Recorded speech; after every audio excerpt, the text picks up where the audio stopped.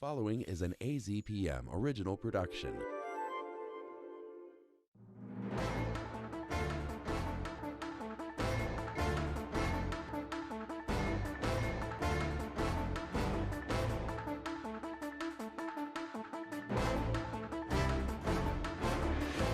Welcome to this latest edition of the Press Room from the radio studios of AZPM. I'm Steve Goldstein. Coming up on the program, Senator Ruben Gallego unveils a comprehensive immigration and border security plan, and Governor Katie Hobbs vetoes a bill that would have required hospitals to ask people about their immigration status.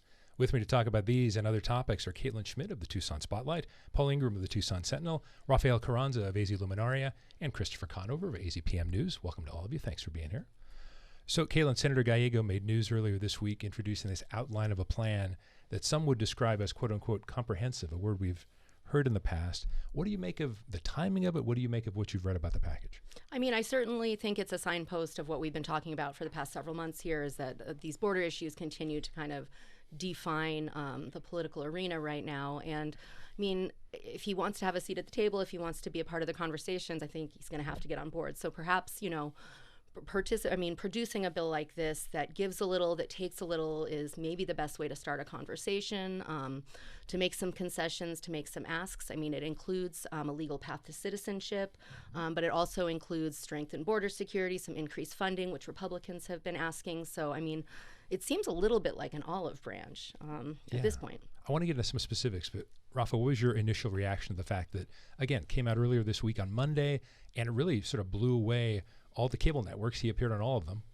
Yeah, I think it just kind of signals the attention that, he has been receiving, particularly since, he won in a year that, Trump, I think, pretty much dominated, in the election. And so the fact that he won in a battleground state like Arizona, I think that probably has, given him that boost, that attention boost, because it could potentially be a strategy that Democrats could follow nationwide, especially in the outreach and talking to voters and how to win back some of the voters, perhaps that may have been alienated or that, ended up voting for Trump anyway because of some of these issues like immigration. Yeah. Paul, initial thoughts? Yeah, so one thing about you see with public polling is you see that people really, while they want the border to be secure, they also want to see immigrants handled really well.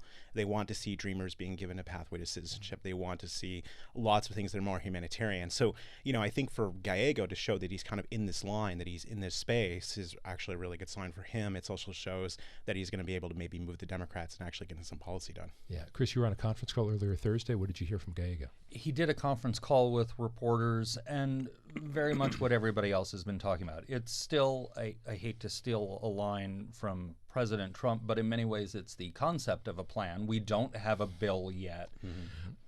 He has some outline to it, and the big thing is that path to citizenship. I think that's going to be the hang-up, and if it runs all as one bill, I think that could be the poison pill in it, because, as Paul said, a lot of people, Democrats and Republicans, say, all right, border security, stopping fentanyl, that's probably a really good idea. Pathway to citizenship, for dreamers, that's probably doable, but some of the other things he wants are going to be difficult. And, of course, there were comparisons to the bill that was worked on by Senator Sinema, who he replaced, and he said on the call that, no, her bill didn't pass because of politics. Well, I don't know quite what Senator Gallego is thinking, because I'm pretty sure politics is going to be involved in the passage or non-passage of his proposal when he finally files it. Well, let me stay with you on that, because he's following this long line of Arizona history from McCain to Kyle to Flake to Sinema, now Gallego. I don't know why Kelly's not on board yet to introduce his own plan. But does that give it any more heft, the fact that it's a border state senator? We've seen so many times in the past, whether it was the Gang of Eight, Gang of Four, whatever, often stopped by non-border state members of Congress. Same problem, I imagine. Sure. I remember I was in D.C. it was 07 or 08 when Senator Kyle was the one who was pushing the bill at that time. I was there the day it blew up. Senator Kyle was not a happy man, because I was sitting with him in his office when the wheels came off of that. But to your point, I remember, and Paul, you may have been there, when Martha McSally had House leadership down and they did a tour of the border. Of course, we're at John Ladd's ranch because that's where we do these things. Right. And cinema was there, and the idea was to show these non-border members what's actually going on. And you're right, that's always where the hang-up is. Most of the border state members, they all know what's going on, but it's invariably somebody from Iowa, which is far from the border or something like that, that really gets it hung up. Yeah, I want to talk more about the path to citizenship, but Rafael, the plan calls for increasing the annual allotment of some visas, green cards, removing or significantly increasing arbitrary per-country caps. We've heard in the past, again, I mentioned Senator Flake, he was very big on a guest worker plan. Again, when we look at all the different elements in a patchwork one, that actually seems like one where you might get the business side of the Republican Party to go along with it. How do you assess that particular part of this supposed plan?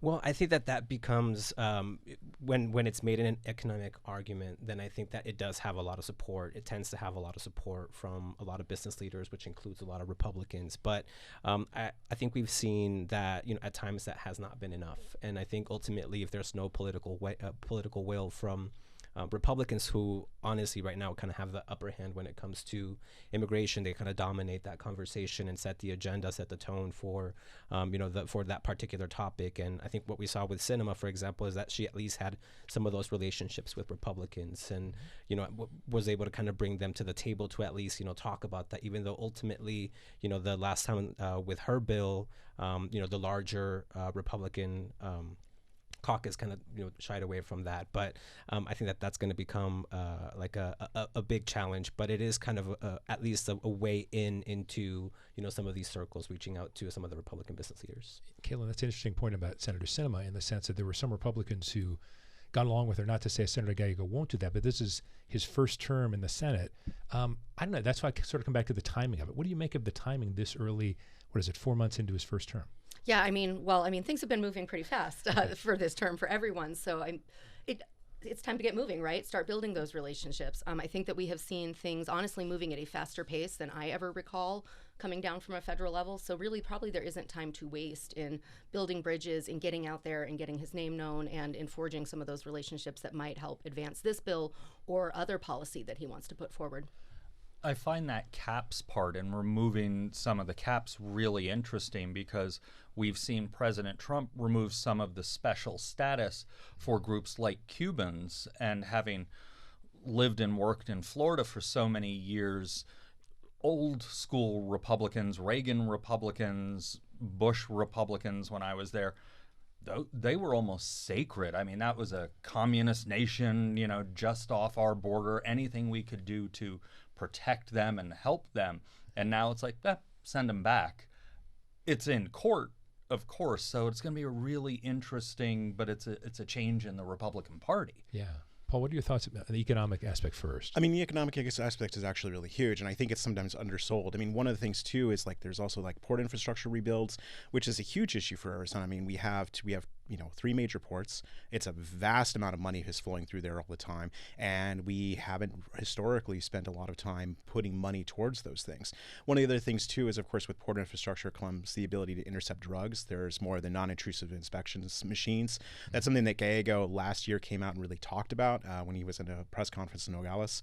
These are all things that are going to be part of the bill. One of the hardest part with this bill is that it includes all of these things all at once. It's very much like the Gang of Eight bill that was done by McCain and Flake, and that bill succeeded in the Senate and did really well, but then was never got to a vote in the House. Yeah, I think this bill might have the same problem. I wonder as well. Rafael, let me ask you about the idea that it seems like Senator Gallego's speaking of himself almost as a whisperer in some way. And I know we've heard this term, all of us have used this term, that the Latino vote is not a monolith. And yet he's saying that because of the way he ran his campaign, he was getting messages from a lot of Latino voters. I would suspect more male Latino voters who are like, well, is there a balance we can find, act humanely toward immigrants, but still really crack down on border security? Do you think his insight as a Latino male is going to help something here? Well, I think it definitely will be very essential to his messaging, and I'm sure that that's something that, again, I think Democrats will be very eager to kind of lean into. I think we've seen in the past election that there were some pretty noticeable swings when it comes to Latino voters, particularly among men. Generally, that seems to be the case now, where Latino men and younger men tend to be a lot more conservative, and so I think that this could be ultimately like a strategy, for Democrats, and kind of like a test for how they can do that, and that messaging I think will play a central role. But of course, drawing on his experience will be key to that message. Yeah, Paul, any thoughts on that? I mean, that's a great point. I think you're right. I mean, you really go to the idea that like Latinos are not a monolithic group. There's very, very big differences, and there's even differences even by state. I mean, the Texas Latinos, people who are on the border, are going to be very different than say like Santa Cruz, Latinos. So, I mean, Santa Cruz is a very Democratic state, or Democratic county, right. But you see like counties that are in, sort of especially down to the Rio Grande Valley, have become increasingly conservative.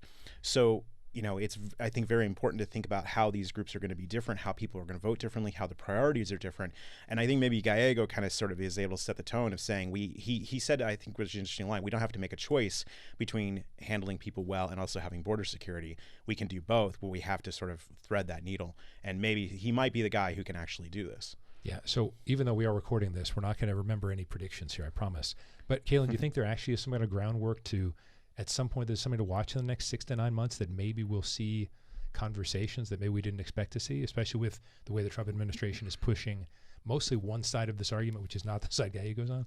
Yeah, I mean, certainly, yeah. I don't think this is going to be the bill. I think, as we said, there's just too many things in here for people to sign off on all of it. But I do think it is the start of further conversations, and maybe a sign that we're all going to be able to get on the same page somewhere down the road. Yeah. Rafael, any progress you think in the next little bit? I mean, I think this is kind of like a long game. And so I think, as Caitlin said, I think it's just kind of the beginning of that. And I think that the fact that he put himself out there, that Gallego put himself out there, kind of makes him kind of like a magnet now for for these types of conversations. And so I think that there will be maybe incremental steps along the way as he's reaching out and trying to build those relationships. But ultimately, I think any major action will probably be a couple years away. And I mean, he just started his 6-year term, so he has plenty of time for that. Chris? And that's exactly what I was going to bring up, is he's at the month 4 of a 6-year term. He can start setting the conversation, setting the narrative coming into the midterms. Then let's see what happens in midterms. Then we have another presidential election before anything can get hung on him as you couldn't get it done. And maybe he does it, he severs the bill and does little pieces of it. He realizes that you just can't do it as a giant, the whatever, I don't remember what he was calling the act, it'll be some great name that somebody came up with, act. So he's got time, and that may be why we didn't see Kelly jump in, and we haven't seen a lot of people jump in. It's like, okay, let the new guy who really has time, let him go see what's going on, scout it out a little, and we'll see where people start lining up, and then we can come in. Kelly has an election sooner and things like that. And Kelly is certainly getting beaten up right now by the right anyway. Yeah. So. Paul, final thoughts on this? Yeah, I think that's a great point. I mean, Kelly has put some been involved in or put some forward some border legislation. There's been other border legislations, but this is sort of a kind of, here's the grander plan. And I think, yes, he has 6 years to implement it, or 6 years to try, which gives him at least, some room and maybe actually get some forward movement. Yeah. And Chris, feeding my political junkie just for like 30 seconds, Arizona Republic had a column that speculated, oh my gosh, does this mean Ruben Gallego is looking at the presidency? And he actually there's a quote from NBC, 4-letter word, where he said, of course I would effing look at that. But I mean, is this, and that's again, that's a long game, as Rafa mentioned. When you started talking, that's what I was smiling about, because that was his quote that popped into my head. And I thought in some ways it was honest. I think the full quote minus the words we're not allowed to say were basically, I'm a politician. Of course I'm thinking about it, but it is not something I'm doing right now. But he is coming out, and we're seeing him more and more, and his name does get tossed around as a rising star in the Democratic Party, which right now I think is having a bit of an identity crisis. So also something to watch. This is a way for him to represent his home state, represent a lot of his constituency within that, and get his name out nationally. So, Caitlin, briefly, would Kelly and Gallego have like an arm wrestling contest, see who can run first, or? Man, I'd love to see that. Can we host that here? Yeah, we'll just clear these mics out. Absolutely. Yes, be amazing. Paul, let's change over to a story you wrote for the Sure. Sentinel about Customs and Border Protection pulling back on several measures designed to protect so-called vulnerable folks. I think we know why the Biden administration put those in before, but so what's going on here as far as what the Trump administration is doing with CBP? Yeah, so the acting commissioner, there isn't actually somebody in currently the commissioner of CBP because that's not how we do things right now. And so the acting gentleman, Pete Flores, he wrote a memo, just sort of published it very quietly, basically saying we're rescinding these 4 policies. And these 4 policies were really put in place by the administration with the idea of protecting especially pregnant women, children, and people with serious medical conditions. And what it really comes down to is Customs and Border Protection is fundamentally not built to hold people for long periods of time. The agency has ended up in that position a lot. And the agency has sometimes tried to put itself in that position by building the soft, what they call soft-sided facilities. Basically, they're very, very large tents and setting those up. But the agency still has really struggled in how to take care of people, and it keeps running into problems. And the thing is that this has been often fatal. They've had multiple kids that have died in their custody. They've had women who have died in their custody. There's also, recently there was a suicide at a Yuma station. A woman killed herself because she it appears that the contractor just didn't check on her in time. And so the agency has been hit with these problems. The Trump administration, of course, saying, well, we don't need these policies anymore. Now, on one side, you could say, well, they don't need these policies anymore because they just don't have that many people in their detention centers. But the question I think that remains is if they find themselves in a position where they do have a large number of people, they are holding people for more than 12 hours, 24 hours, 72 hours, how are they going to take care of people? Mm-hmm. And you spoke to the ACLU about this. Right. What did they say? They're not happy about it. Unsurprisingly, Yes. they're not happy about it. The real issue is because, the ACLU has been involved in, I want to say, more than a dozen lawsuits involving the healthcare, and this is including not just the ACO national, but also the different one in San Diego, the one in LA, the one in Arizona, and that have been involved in class action lawsuits. There was one here that went after the Tucson sector Border Patrol, and it was going back to problems that were endemic before the Trump administration, going back to the Obama administration, and the lawsuit really found, and one thing that the judge came back and said is that these facilities are unconstitutional because of the way that people are held for long periods of time. And these facilities are, again, built to be temporary, but people are staying a long time, so they're like jails. And jails have a very different standard. They have a very exacting standard compared to how border stations are. Yeah. So it really comes down to it that the ACLU thinks that they need to do a better job taking care of people. Rafael?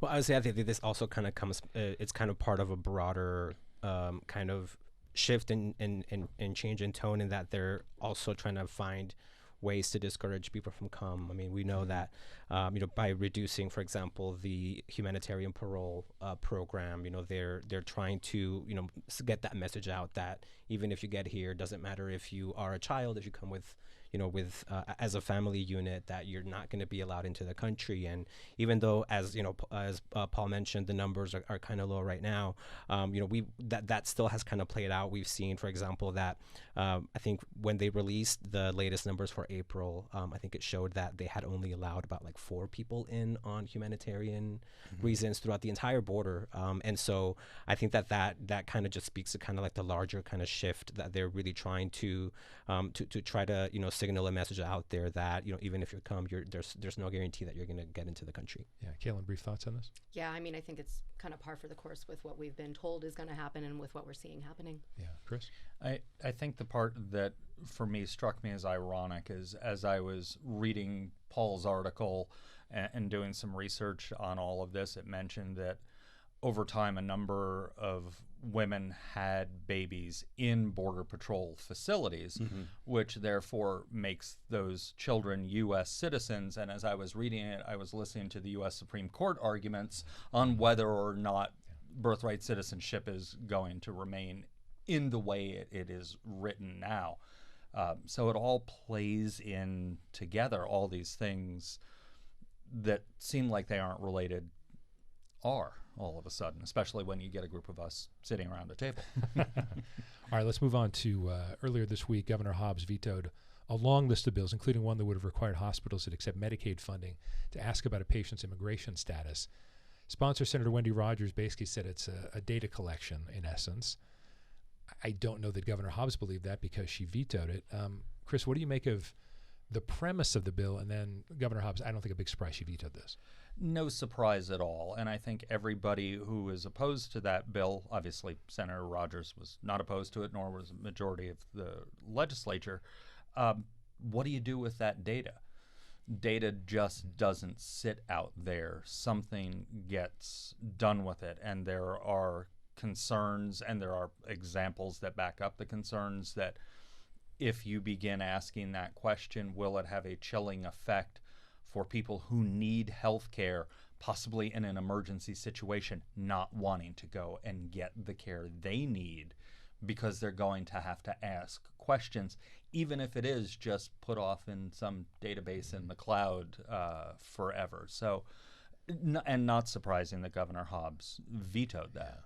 Caitlin, even if we believe that it was just a data collection, obviously, as Chris mentions, the chilling effect aspect of it, I mean, the idea of hospitals are supposed to be safe havens, I suspect, right? Right, that's the idea, right? I mean, data collection in general is just, it's a basket of chaos, right? We have, in the police system, you have victims of sexual assault submitting evidence in rape kits. There have been instances when that has been later used to identify them as suspects. So once your DNA or once your information's in a system, there's no pulling it back. So I think we really should be careful with allowing that access to information, even if it's just the premise of data collection. You never know what's going to be done with it after it's already there and the person can't get it back. Sorry, I was going to say, just to Caitlin's point there, I think that the reason I think why there's a desire to kind of collect that data, I think, is because there's kind of a larger thinking behind there, that there might be whatever the data comes, whatever findings they can come across through that data will likely be used for to create some sort of action. And so if the idea, for example, here is this is how much money it's costing hospitals to take care of people who don't have legal documents in the country, then the next step up there could likely be, let's do something to address that so that they don't have to spend that money. Several years ago, I did a story actually looking at how much Arizona hospitals, spent on people who are undocumented and who are coming, especially people who are injured across the border. And talking to somebody who was with University Medical Center, and at the time, she said, yes, there is a significant cost. She goes, the bigger issue for me is that Arizona isn't paying its access bills on time. She goes, that's the thing that means I worry. Hospitals have had this problem for a long time, but this is a tiny line item to their total expenditures. And so asking for this data now, though, does have a chilling effect. And the other thing is, if they collect the data is going to be clearly used, because, right now, the Trump administration has asked for the IRS data to be used for immigration enforcement. They've asked for Health and Human Services data to be used for immigration enforcement. There's no reason to suspect that this data, which is gathered by hospitals, isn't going to be used by immigration authorities. I think that's just unrealistic, and I think people are kidding themselves at this point that the data is just going to sit unused. It's certainly going to be used.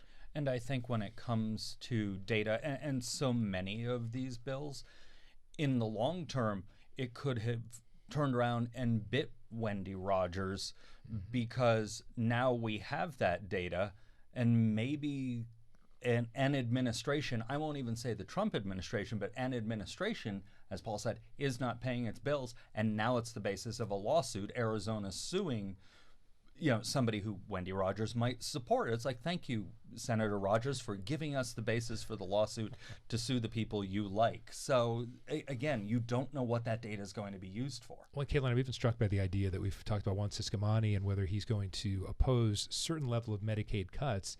And yet, Paul makes a good point. If the Medicaid expenses aren't being paid as it is, and Arizona can't pay, then what does that do to hospitals generally to have even more information? Again, it just seems chaotic, like most things do. Right. And let's talk about medical debt, really. I imagine that medical debt from U.S. citizens far exceeds the amount of money that hospitals are spending on non-U.S. citizens. There are plenty of people out there who are just not paying their medical bills. So to categorize it as this is a massive expense, I'm sure this isn't the biggest expense. And we have language issues, which we've seen recently with some of the detentions that Border Patrol has made, picking up people in Tucson who may or may not have been here undocumented, and now you're in a crisis emergency situation.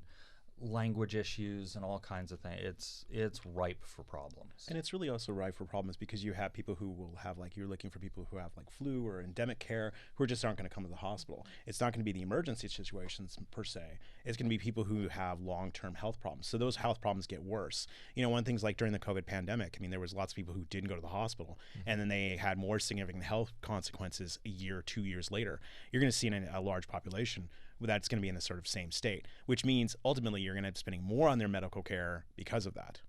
We're down to just a minute or so left. Rafael, I want to say the governor also said the legislation was opposed by business leaders, hospitals, and others who, quote, understand that immigration enforcement is best left to federal law enforcement and not healthcare professionals, end quote. That seems like a pretty straightforward message on that. Yeah, I mean, I think it's very clear that there's there's kind of a battle going on between the Trump aligned GOP in Arizona, and then Hobbs kind of being like the last kind of stopgap in trying to get a lot of those Trump priorities in place here in Arizona. It's an interesting point, though, that she mentions the business community on this one too, because that's sort of has to be Governor Hobbs' play on this, right? Right. Yeah. She's hoping. Yeah. Okay, so I want to ask one more political question. We have seen the legislature do a quote-unquote end around on certain issues before. Chris, let me start with you. Any reason to think that Republican lawmakers might say, you know what, let's put this on the ballot? It wouldn't surprise me at all. They've done that a couple of times. Interestingly, it generally fails. So it depends on the ballot. It depends on the year. But I think this one, especially because the business community is behind it, and they will dump a lot of money into a no campaign, would not do well on the ballot. Paul, just a few seconds. I think that's a great point. It's like the 414 campaign. If the business community against it, it's probably going to be hard to pass it. Yeah. Caitlin, what do you think? Yep, agreed. Okay. Rama? They'll have to be very strategic on what they want to get on the ballot. Well, that's interesting because I was thinking about 314, which was padded with some other things. It was not quite an emphasis on local law enforcement. Mentioning fentanyl, mentioning some other things might be a way around. I don't think it would surprise any of us if that happened. Everybody, thanks for the great conversation. Caitlin Schmidt of the Tucson Spotlight, Paul Ingram of the Tucson Sentinel, Rafael Carranza of AZ Luminaria, Christopher Conover of AZPM News. Again, thank you all for being here. And thank you for joining us for this edition of The Press Room. We'll be back next week. I'm Steve Goldstein. Enjoy the rest of your day.